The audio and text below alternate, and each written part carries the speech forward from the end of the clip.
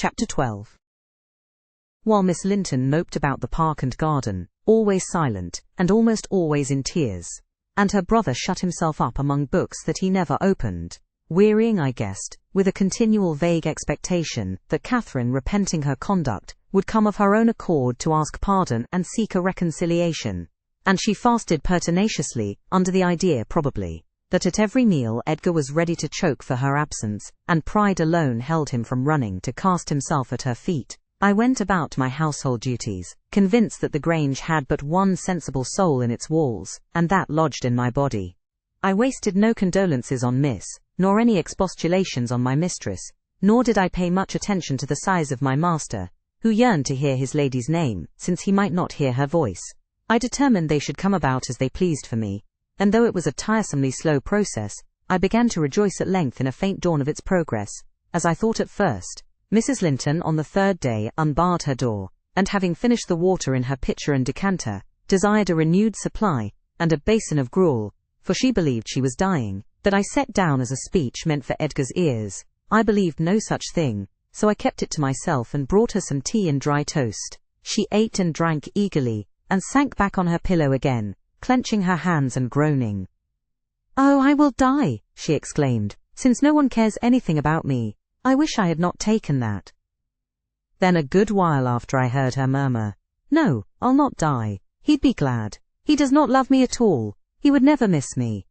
"Did you want anything, ma'am?"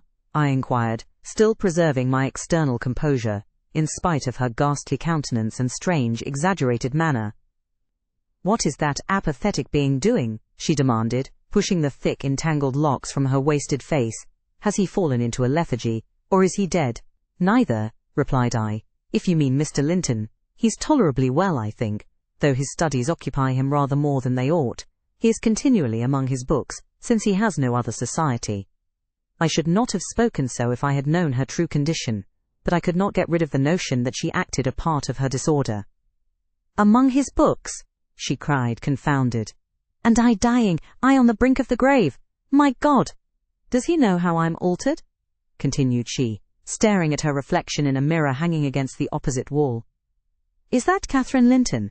He imagines me in a pet. In play, perhaps. Cannot you inform him that it is frightful earnest? Nelly, if it be not too late, as soon as I learn how he feels, I'll choose between these two. Either to starve at once, that would be no punishment unless he had a heart, or to recover, and leave the country. Are you speaking the truth about him now? Take care. Is he actually so utterly indifferent for my life?" "Why, ma'am," I answered, "the master has no idea of your being deranged, and of course he does not fear that you will let yourself die of hunger." "You think not? Cannot you tell him I will?" she returned. "Persuade him. Speak of your own mind. Say you are certain I will." "No, you forget, Mrs. Linton," I suggested, "that you have eaten some food with a relish this evening, and tomorrow you will perceive its good effects." "If I were only sure it would kill him," she interrupted, "I'd kill myself directly. These 3 awful nights I've never closed my lids, and oh, I've been tormented. I've been haunted, Nelly, but I begin to fancy you don't like me.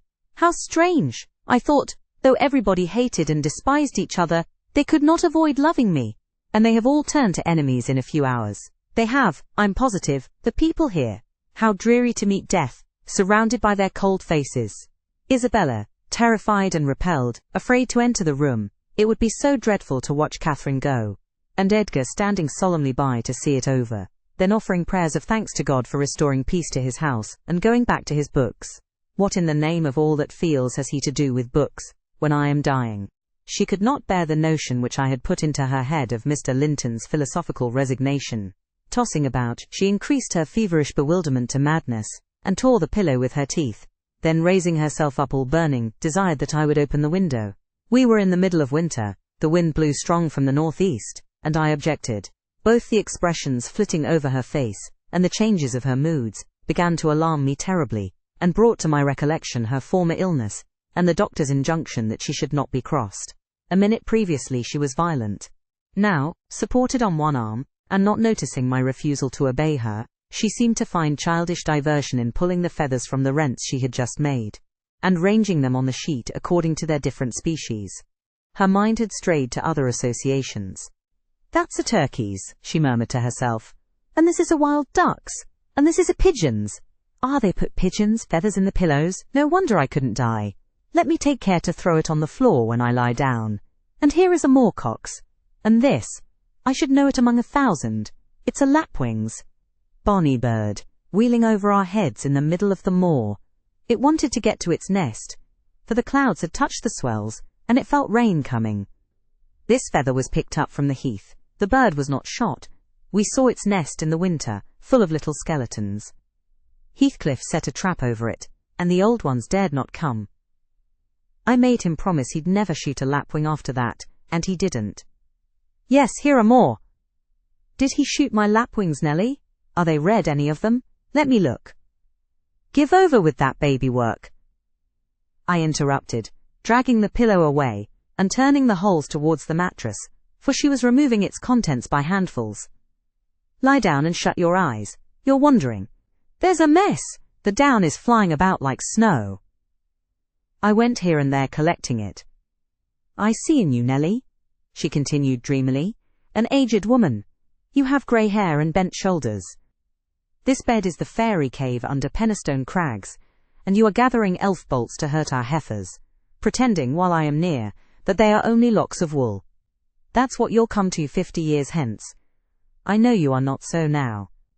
I'm not wandering. You're mistaken, or else I should believe you really were that withered hag, and I should think I was under Penistone Crags.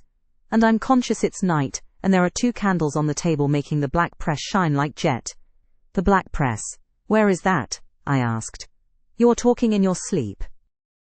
It's against the wall, as it always is, she replied. It does appear odd. I see a face in it.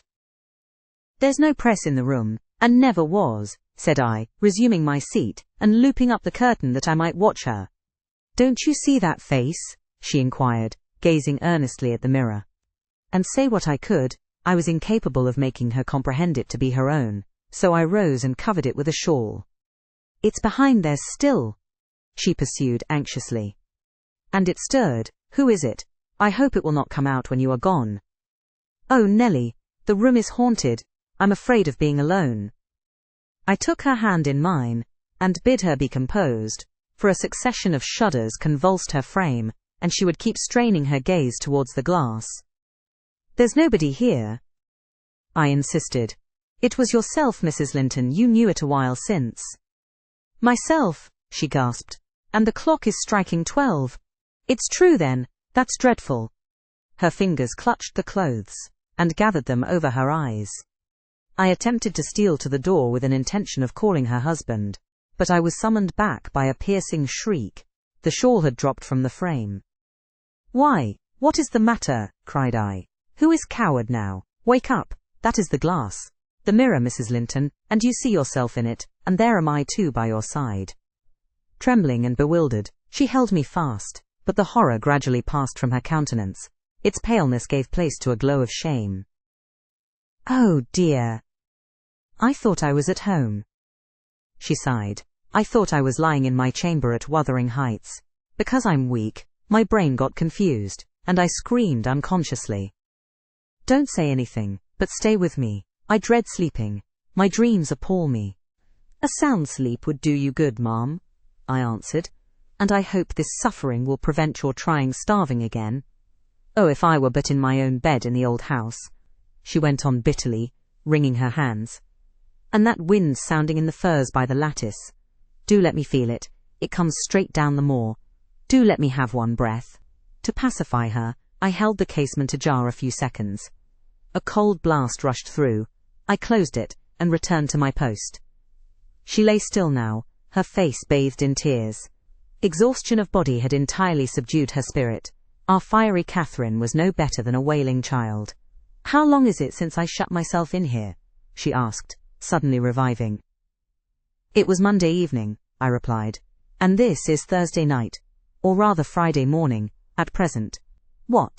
Of the same week? She exclaimed. Only that brief time. Long enough to live on nothing but cold water and ill temper, observed I. Well, it seems a weary number of hours, she muttered doubtfully. It must be more.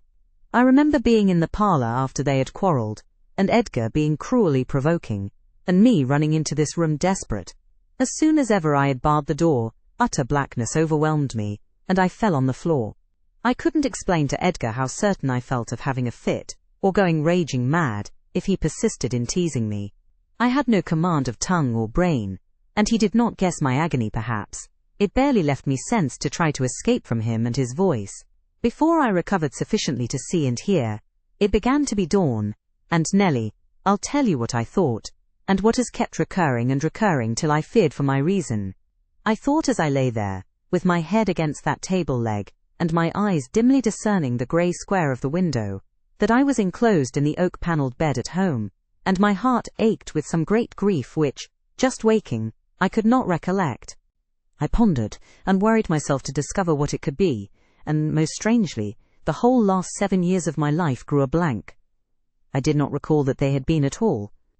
I was a child, my father was just buried, and my misery arose from the separation that Hindley had ordered between me and Heathcliff. I was laid alone, for the first time, and rousing from a dismal doze after a night of weeping, I lifted my hand to push the panels aside. It struck the tabletop. I swept it along the carpet, and then memory burst in. My late anguish was swallowed in a paroxysm of despair. I cannot say why I felt so wildly wretched. It must have been temporary derangement, for there is scarcely cause, but supposing at 12 years old I had been wrenched from the heights, and every early association, and my all in all as Heathcliff was at that time, and been converted at a stroke into Mrs. Linton, the lady of Thrushcross Grange, and the wife of a stranger, an exile, and outcast thenceforth from what had been my world. You may fancy a glimpse of the abyss where I grovelled. Shake your head as you will, Nellie, you have helped to unsettle me. You should have spoken to Edgar, indeed you should, and compelled him to leave me quiet. Oh, I'm burning, I wish I were out of doors. I wish I were a girl again, half savage and hardy and free, and laughing at injuries, not maddening under them. Why am I so changed? Why does my blood rush into a hell of tumult at a few words?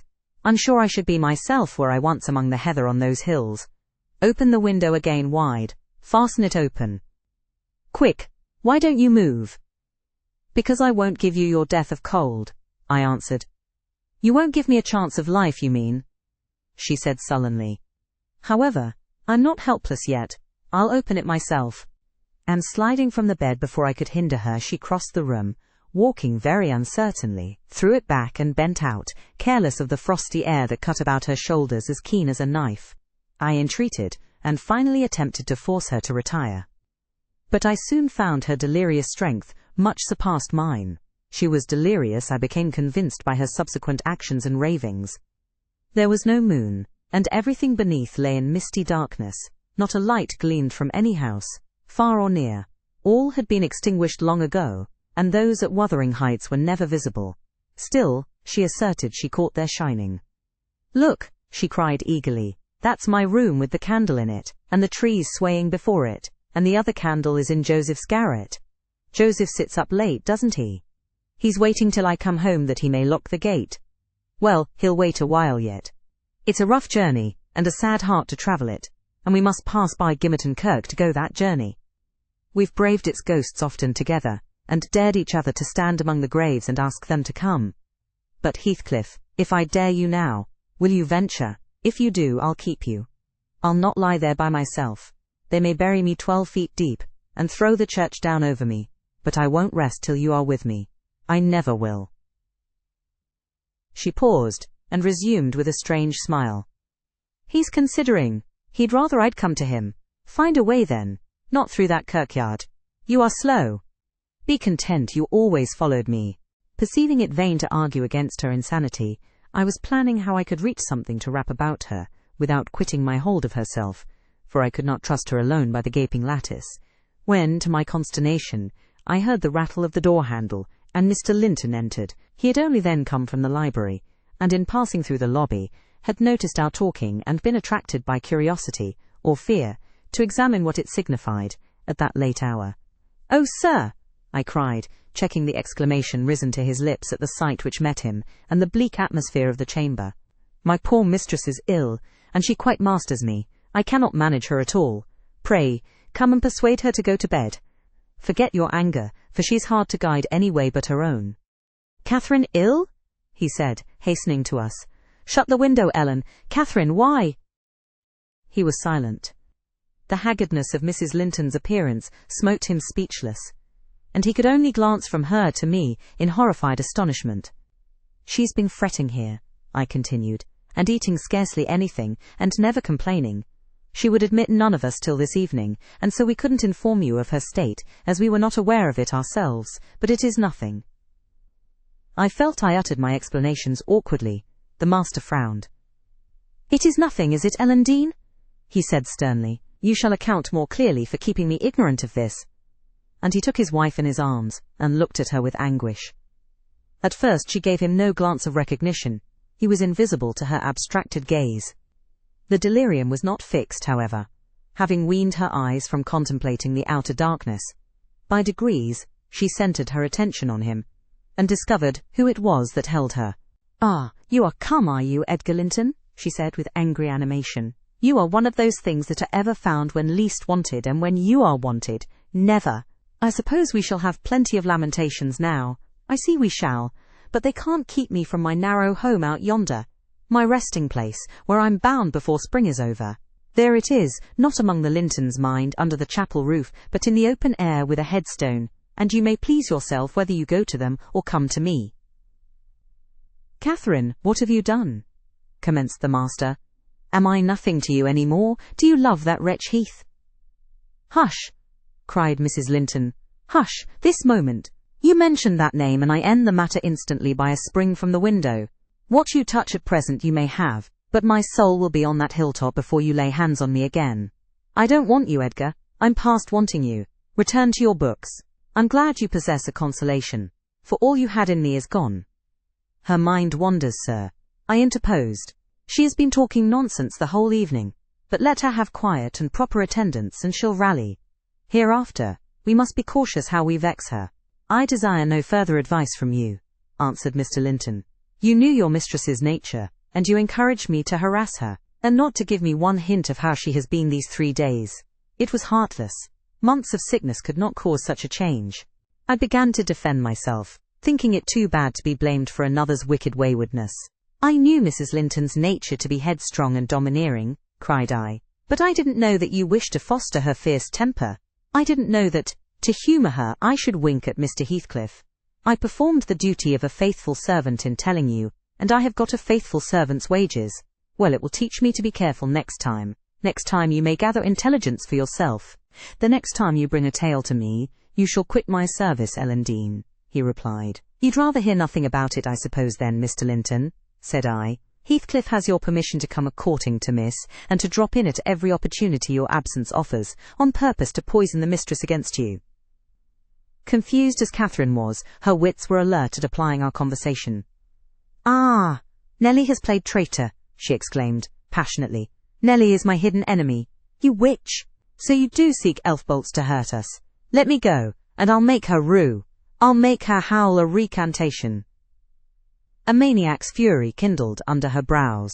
She struggled desperately to disengage herself from Linton's arms.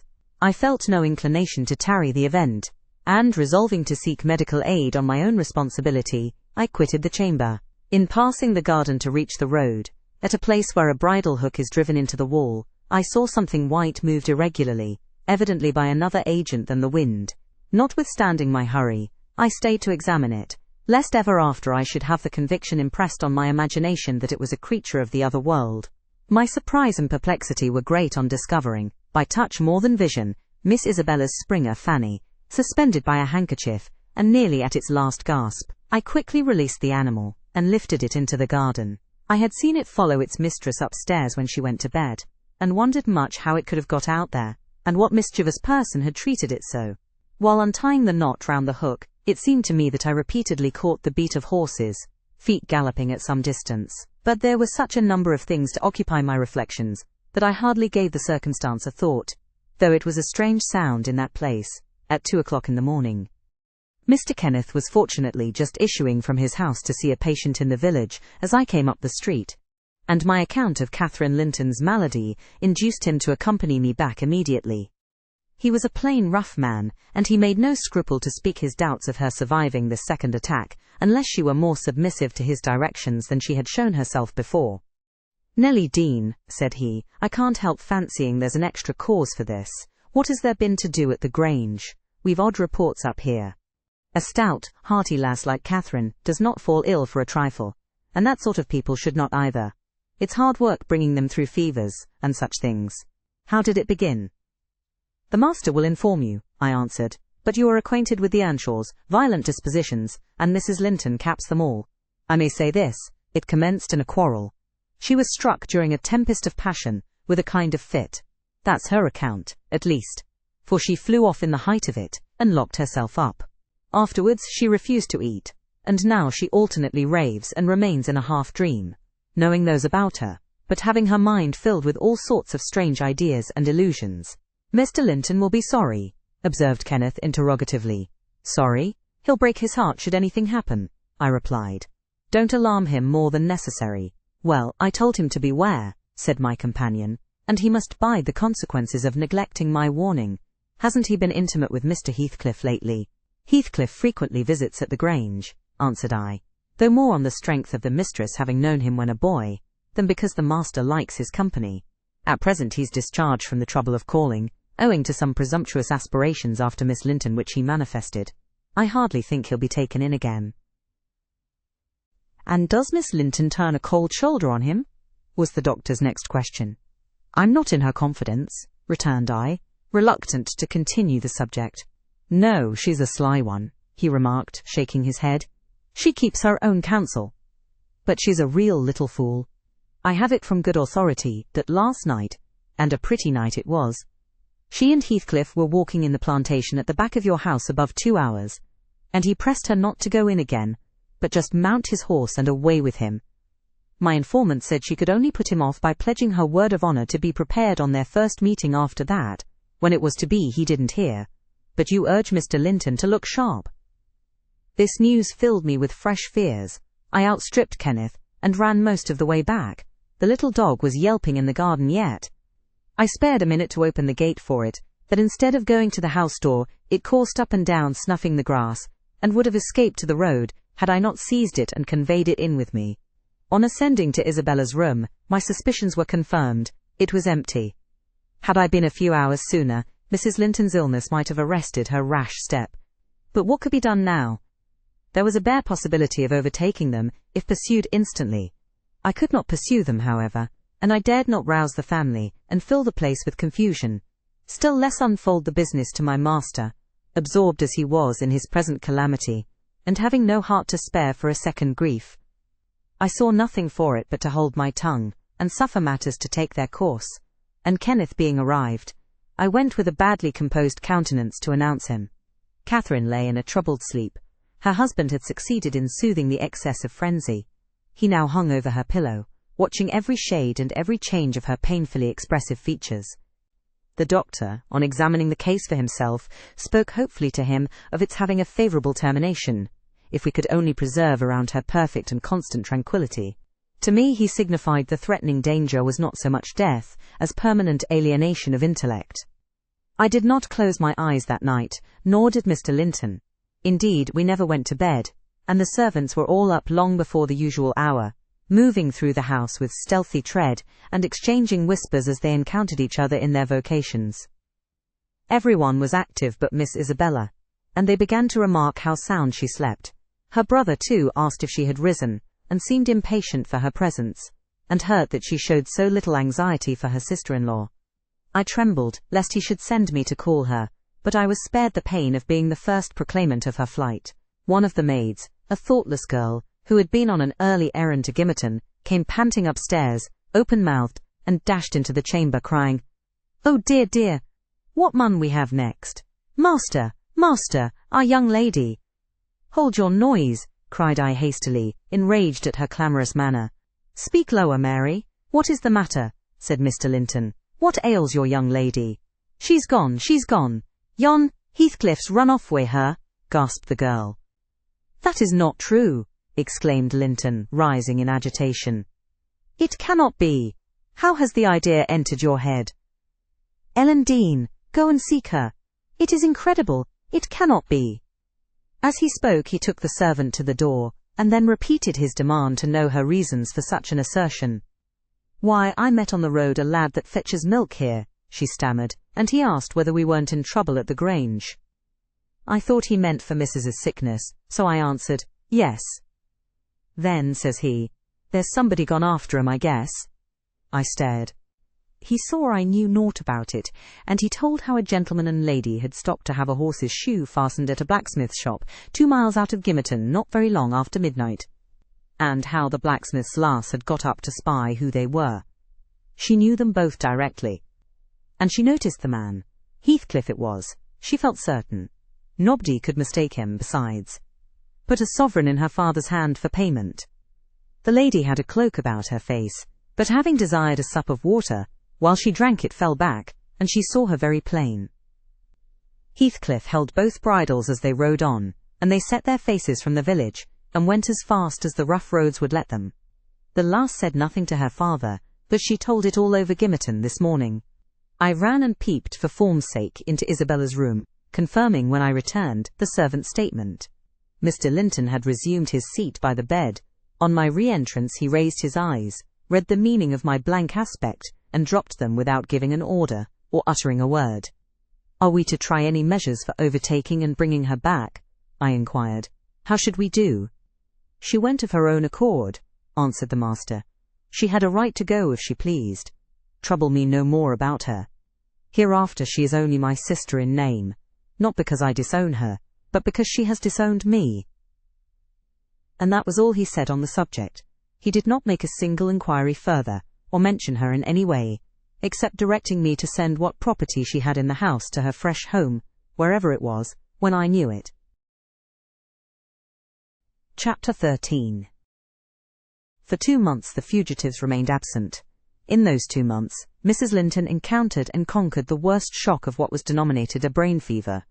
No mother could have nursed an only child more devotedly than Edgar tended her. Day and night he was watching, and patiently enduring all the annoyances that irritable nerves and a shaken reason could inflict. And though Kenneth remarked that what he saved from the grave would only recompense his care by forming the source of constant future anxiety, in fact, that his health and strength were being sacrificed to preserve a mere ruin of humanity, he knew no limits in gratitude and joy when Catherine's life was declared out of danger, and hour after hour he would sit beside her, tracing the gradual return to bodily health, and flattering his too sanguine hopes with the illusion that her mind would settle back to its right balance also, and she would soon be entirely her former self. The first time she left her chamber was at the commencement of the following March. Mr. Linton had put on her pillow in the morning a handful of golden crocuses. Her eye, long stranger to any gleam of pleasure, caught them in waking, and shone delighted as she gathered them eagerly together. "These are the earliest flowers at the Heights," she exclaimed. "They remind me of soft thaw winds, and warm sunshine,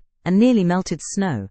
Edgar, is there not a south wind, and is not the snow almost gone?" "The snow is quite gone down here, darling," replied her husband, "and I only see 2 white spots on the whole range of moors. The sky is blue, and the larks are singing, and the becks and brooks are all brim full. Catherine, last spring at this time, I was longing to have you under this roof. Now, I wish you were a mile or 2 up those hills. The air blows so sweetly, I feel that it would cure you." "I shall never be there but once more," said the invalid, "and then you'll leave me, and I shall remain forever. Next spring you'll long again to have me under this roof, and you'll look back and think you were happy today." Linton lavished on her the kindest caresses, and tried to cheer her by the fondest words. But, vaguely regarding the flowers, she let the tears collect on her lashes, and stream down her cheeks unheeding. We knew she was really better, and therefore decided that long confinement to a single place produced much of this despondency, and it might be partially removed by a change of scene. The master told me to light a fire in the many weeks, deserted parlour, and to set an easy chair in the sunshine by the window, and then he brought her down, and she sat a long while enjoying the genial heat, and, as we expected, revived by the objects round her, which, though familiar, were free from the dreary associations investing her hated sick chamber. By evening she seemed greatly exhausted, yet no arguments could persuade her to return to that apartment, and I had to arrange the parlour sofa for her bed, till another room could be prepared. To obviate the fatigue of mounting and descending the stairs, we fitted up this, where you lie at present, on the same floor with the parlour, and she was soon strong enough to move from one to the other, leaning on Edgar's arm. "Ah, I thought myself she might recover, so waited on as she was, and there was double cause to desire it, for on her existence depended that of another. We cherished the hope that in a little while Mr. Linton's heart would be gladdened, and his lands secured from a stranger's gripe, by the birth of an heir. I should mention that Isabella sent to her brother, some 6 weeks from her departure, a short note, announcing her marriage with Heathcliff. It appeared dry and cold, but at the bottom was dotted in with pencil an obscure apology, and an entreaty for kind remembrance and reconciliation, if her proceeding had offended him, asserting that she could not help it then, and being done, she had now no power to repeal it. Linton did not reply to this, I believe, and in a fortnight more, I got a long letter, which I considered odd, coming from the pen of a bride just out of the honeymoon. I'll read it, for I keep it yet. Any relic of the dead is precious, if they were valued living. En extautke strokel. Dear Ellen, it begins. I came last night to Wuthering Heights, and heard for the first time that Catherine has been, and is yet, very ill. I must not write to her, I suppose, and my brother is either too angry or too distressed to answer what I sent him. Still, I must write to somebody, and the only choice left me is you. Inform Edgar that I'd give the world to see his face again, that my heart returned to Thrushcross Grange in 24 hours after I left it, and is there at this moment, full of warm feelings for him, and Catherine. I can't follow it though. These words are underlined. They need not expect me, and they may draw what conclusions they please, taking care, however, to lay nothing at the door of my weak will, or deficient affection. The remainder of the letter is for yourself alone. I want to ask you 2 questions. The first is, how did you contrive to preserve the common sympathies of human nature when you resided here? I cannot recognize any sentiment which those around share with me. The second question I have great interest in. It is this. Is Mr. Heathcliff a man? If so, is he mad? And if not, is he a devil? I shan't tell my reasons for making this inquiry, but I beseech you to explain, if you can, what I have married, that is, when you call to see me, and you must call, Ellen, very soon. Don't write, but come and bring me something from Edgar. Now you shall hear how I have been received in my new home, as I am led to imagine the Heights will be. It is to amuse myself that I dwell on such subjects as the lack of external comforts. They never occupy my thoughts, except at the moment when I miss them. I should laugh and dance for joy if I found their absence was the total of my miseries, and the rest was an unnatural dream. The sun set behind the Grange as we turned on to the moors. By that, I judged it to be 6 o'clock, and my companion halted half an hour, to inspect the park and the gardens, and probably the place itself, as well as he could. So it was dark when we dismounted in the paved yard of the farmhouse, and your old fellow-servant Joseph issued out to receive us by the light of a dip candle. He did it with a courtesy that redounded to his credit. His first act was to elevate his torch to a level with my face, squint malignantly, project his underlip, and turn away. Then he took the 2 horses, and led them into the stables, reappearing for the purpose of locking the outer gate, as if we lived in an ancient castle. Heathcliff stayed to speak to him, and I entered the kitchen, a dingy, untidy hole. I dare say you would not know it, it is so changed since it was in your charge. By the fire stood a ruffianly child, strong in limb and dirty in garb, with a look of Catherine in his eyes, and about his mouth. This is Edgar's legal nephew, I reflected. Mine in a manner. I must shake hands, and yes, I must kiss him. It is right to establish a good understanding at the beginning. I approached and, attempting to take his chubby fist, said, "How do you do, my dear?" He replied in a jargon I did not comprehend. "Shall you and I be friends, Hareton?" was my next essay at conversation. An oath, and a threat to set Throttler on me if I did not frame off, rewarded my perseverance. "Hey, Throttler, lad," whispered the little wretch, rousing a half-bred bulldog from its lair in a corner. "Now, wilt thou be ganging?" he asked authoritatively. Love for my life urged a compliance. I stepped over the threshold to wait till the others should enter. Mr. Heathcliff was nowhere visible, and Joseph, whom I followed to the stables, and requested to accompany me in, after staring and muttering to himself, screwed up his nose and replied, "Mim, mim, mim. Did ever Christian body hear aught like it? Mincing and munching, how can I tell what ye say?" "I say I wish you to come with me into the house," I cried, thinking him deaf, yet highly disgusted at his rudeness. "None o' me. I gettin' summat else to do," he answered, and continued his work, moving his lantern jaws meanwhile, and surveying my dress and countenance, the former a great deal too fine, but the latter, I'm sure, as sad as he could desire, with sovereign contempt. I walked round the yard, and through a wicket, to another door, at which I took the liberty of knocking, in hopes some more civil servant might show himself. After a short suspense, it was opened by a tall, gaunt man, without neckerchief, and otherwise extremely slovenly. His features were lost in masses of shaggy hair that hung on his shoulders, and his eyes, too, were like a ghostly Catherine's, with all their beauty annihilated. "What's your business here?" he demanded grimly. "Who are you?" "My name was Isabella Linton," I replied. "You've seen me before, sir. I'm lately married to Mr. Heathcliff, and he has brought me here, I suppose by your permission." "Is he come back, then?" asked the hermit, glaring like a hungry wolf. "Yes. We came just now," I said.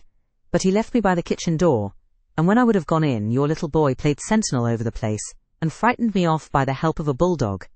"It's well the hellish villain has kept his word," growled my future host, searching the darkness beyond me in expectation of discovering Heathcliff. And then he indulged in a soliloquy of execrations and threats of what he would have done had the fiend deceived him. I repented having tried this second entrance, and was almost inclined to slip away before he finished cursing, but ere I could execute that intention, he ordered me in, and shut and refastened the door. There was a great fire, and that was all the light in the huge apartment, whose floor had grown a uniform grey, and the once brilliant pewter dishes, which used to attract my gaze when I was a girl, partook of a similar obscurity, created by tarnish and dust. I inquired whether I might call the maid and be conducted to a bedroom. Mr. Earnshaw vouchsafed no answer. He walked up and down, with his hands in his pockets, apparently quite forgetting my presence, and his abstraction was evidently so deep, and his whole aspect so misanthropical, that I shrank from disturbing him again.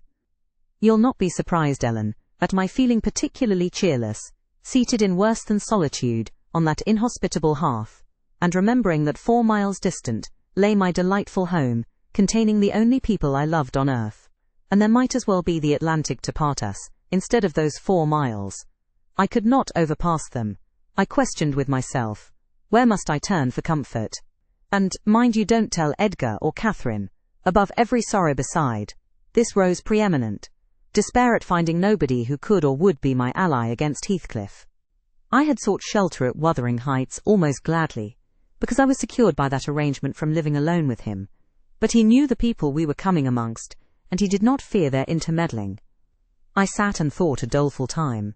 The clock struck 8 and 9, and still my companion paced to and fro, his head bent on his breast, and perfectly silent, unless a groan or a bitter ejaculation forced itself out at intervals. I listened to detect a woman's voice in the house, and filled the interim with wild regrets and dismal anticipations, which at last spoke audibly in irrepressible sighing and weeping.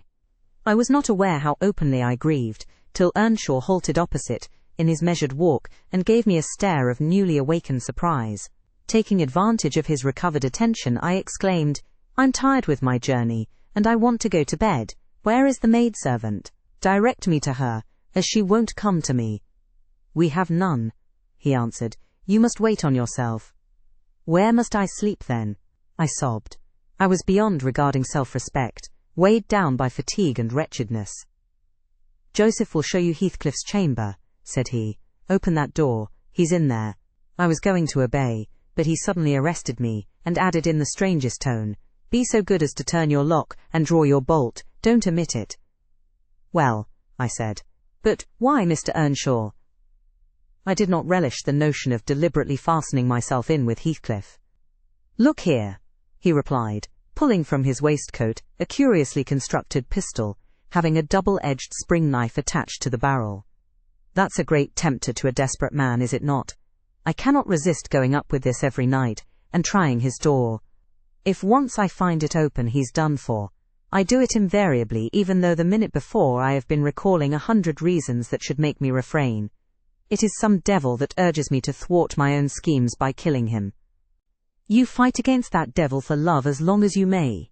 When the time comes, not all the angels in heaven shall save him." I surveyed the weapon inquisitively. A hideous notion struck me, how powerful I should be possessing such an instrument. I took it from his hand, and touched the blade. He looked astonished at the expression my face assumed during a brief second. It was not horror, it was covetousness. He snatched the pistol back jealously, shut the knife and returned it to its concealment. "I don't care if you tell him," said he. "Put him on his guard, and watch for him. You know the terms we are on, I see. His danger does not shock you." "What has Heathcliff done to you?" I asked. "In what has he wronged you, to warrant this appalling hatred? Wouldn't it be wiser to bid him quit the house?" "No," thundered Earnshaw. "Should he offer to leave me, he is a dead man. Persuade him to attempt it, and you are a murderess. Am I to lose all, without a chance of retrieval? Is Hareton to be a beggar? Oh, damnation!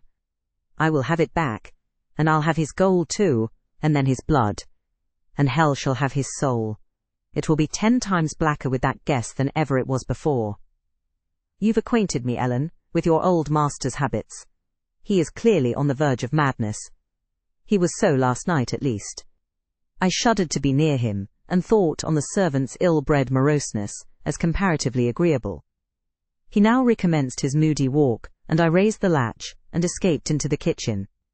Joseph was bending over the fire, peering into a large pan that swung above it, and a wooden bowl of oatmeal stood on the settle close by. The contents of the pan began to boil, and he turned to plunge his hand into the bowl.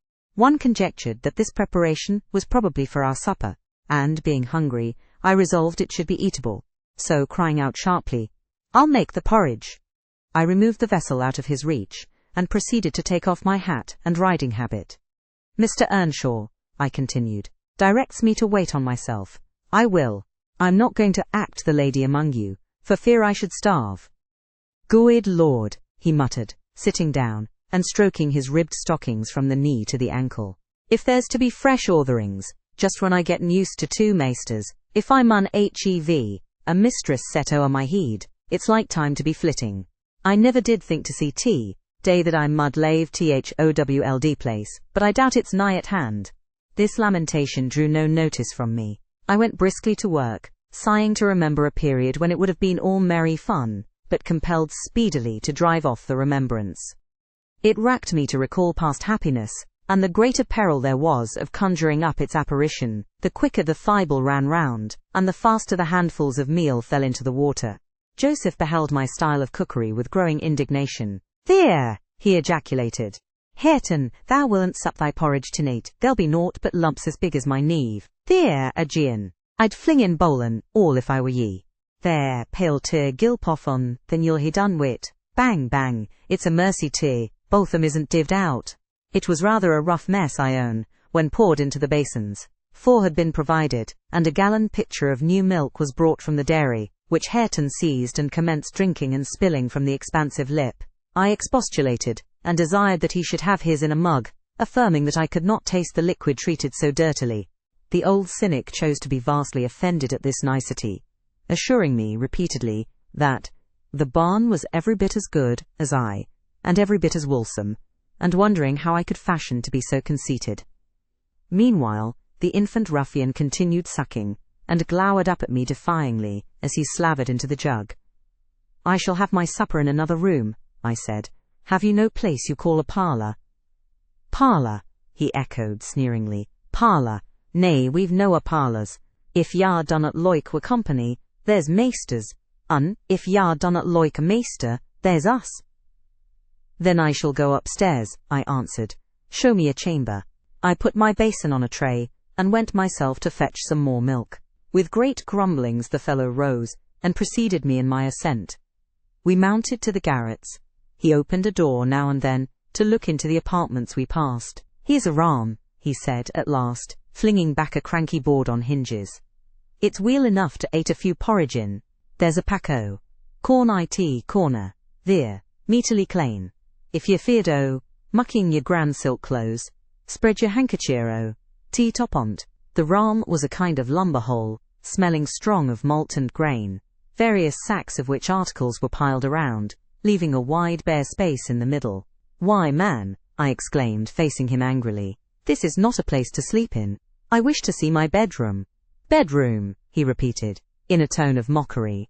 "Yah see all tea, bedrooms there is yon's mine." He pointed into the second garret, only differing from the first in being more naked about the walls, and having a large, low, curtainless bed, with an indigo-coloured quilt at one end. "What do I want with yours?"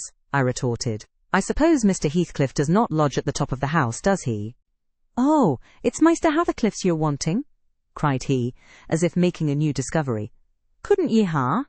Said Soa, at onst. Then, I mud ha, telled ye, 'bout all this walk, that's just one ye cannot see. He allus keeps it locked, nobody ever mells on't but hisson. You've a nice house, Joseph, I could not refrain from observing, and pleasant inmates, and I think the concentrated essence of all the madness in the world took up its abode in my brain the day I linked my fate with theirs. However, that is not to the present purpose. There are other rooms. For heaven's sake, be quick, and let me settle somewhere. He made no reply to this adjuration, only plodding doggedly down the wooden steps, and halting before an apartment which, from that halt, and the superior quality of its furniture, I conjectured to be the best one. There was a carpet, a good one, but the pattern was obliterated by dust, a fireplace hung with cut paper, dropping to pieces a handsome oak bedstead with ample crimson curtains of rather expensive material and modern make. But they had evidently experienced rough usage. The valances hung in festoons, wrenched from their rings, and the iron rod supporting them was bent in an arc on one side, causing the drapery to trail upon the floor. The chairs were also damaged, many of them severely, and deep indentations deformed the panels of the walls. I was endeavouring to gather resolution for entering and taking possession, when my fool of a guide announced, "This here is tea, masters." My supper by this time was cold, my appetite gone, and my patience exhausted. I insisted on being provided instantly with a place of refuge, and means of repose. "Where the divil," began the religious elder. "The Lord bless us, the Lord forgie us, where the hell wold ye gang ye marred, wearisome nout. Ye've seen all but Hareton's bit of a chammer. There's not another hoyle to lig down in the hussy." I was so vexed I flung my tray and its contents on the ground, and then seated myself at the stairs, hid my face in my hands, and cried, "Ish-E-C-H!" exclaimed Joseph. "Well done, Miss Cathy, well done, Miss Cathy. How's civerty, Maister sull just tumble o'er them brocken pots, and then we's hear summat, we's hear how it's to be. Good for naught maddling, ye desarve pining fro this to Chursmas, flinging tea, precious gifts, a god under foot eye, ye flaysome rages. But I'm misteen if ye show your spirit lang. Will Hathercliff bide sich bonny ways, think ye? I nobbut wish he may catch ye eye, that plisky, I nobbut wish he may." And so he went on scolding to his den beneath, taking the candle with him, and I remained in the dark. The period of reflection succeeding this silly action compelled me to admit the necessity of smothering my pride and choking my wrath, and bestirring myself to remove its effects. An unexpected aid presently appeared in the shape of Throttler, whom I now recognized as a son of our old skulker. It had spent its whelphood at the Grange, and was given by my father to Mr. Hindley. I fancy it knew me. It pushed its nose against mine by way of salute, and then hastened to devour the porridge, while I groped from step to step, collecting the shattered earthenware, and drying the spatters of milk from the banister with my pocket-handkerchief. Our labours were scarcely over when I heard Earnshaw's tread in the passage. My assistant tucked in his tail, and pressed to the wall. I stole into the nearest doorway. The dog's endeavour to avoid him was unsuccessful, as I guessed by a scutter downstairs, and a prolonged, piteous yelping. I had better luck. He passed on, entered his chamber, and shut the door, directly after Joseph came up with Hareton, to put him to bed.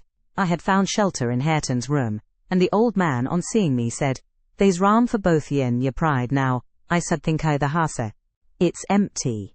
Ye may hev it all to yerson, on him as Alice makes a third, I sich ill company."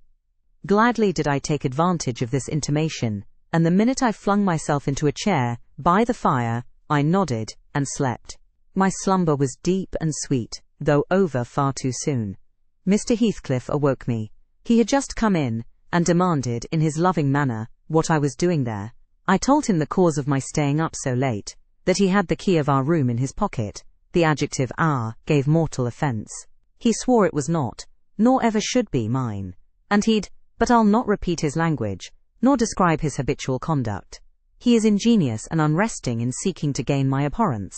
I sometimes wonder at him with an intensity that deadens my fear. Yet I assure you, a tiger or a venomous serpent could not rouse terror in me equal to that which he wakens. He told me of Catherine's illness, and accused my brother of causing it, promising that I should be Edgar's proxy in suffering, till he could get hold of him. I do hate him. I am wretched. I have been a fool. Beware of uttering one breath of this to anyone at the Grange. I shall expect you every day. Don't disappoint me, Isabella.